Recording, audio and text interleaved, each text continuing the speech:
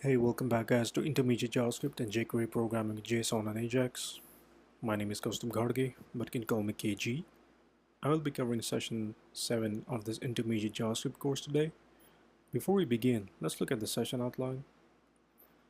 So in this session, we'll be covering swapping images, cross-fading images, time-based animations.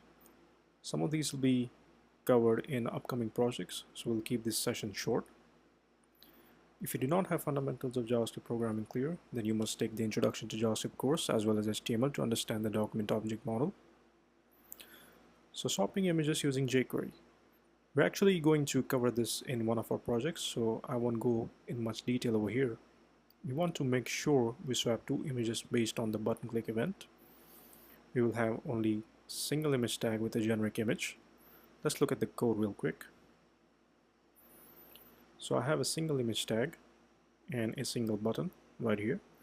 What we want to do is we want to load a new image in this element, in this specific element, on the click of this button right here. Okay, so let's look at the jQuery for this.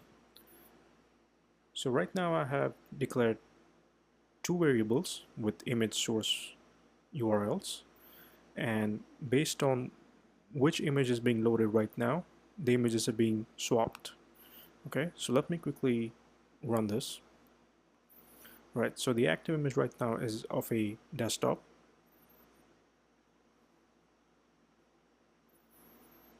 So we have an active image of computer, and the other image is of phone. Okay, so if the current active image is of computer, then we are changing it to phone. If it is a phone, we're changing it back to the computer. All right, so let me quickly, let me move this here. Let's click on this and see if this is running correctly. All right, so it looks like it is running correctly. Excellent. So this is how you swap images. Moving on.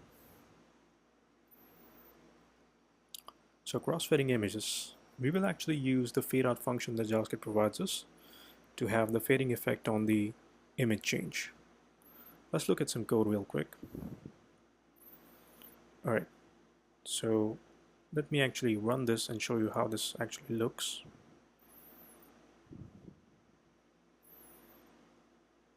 All right, so if you notice, the images are being changed, and you can see the fading effect, the slowly transitioning from one image to another. So the way we do this is what I have done here is I have two methods for loading the images. All right, and then we have called in the fade in function. So for every 500 milliseconds, we're loading a new HTML with a image and a source. Okay, and then we're putting it a delay of 2000 milliseconds, and then we're fading out. And once we're faded out, we're calling in the second image function. So the second image function loads the second image. Okay, excellent. Moving on. Alright, so the timer-based animations. In here we'll be using the fading effects with the timer-based function, like set interval. Let's look at the code here real quick. Alright, so what I have done is right here is I simply have a div, okay, and I've created an arrow. So the arrow itself is being created using CSS. I will provide all the code on my GitHub page, so you can always go there and see how it's working. But to quickly show you what is happening right here, let me actually run this. Alright, so I have a button and I have this arrow.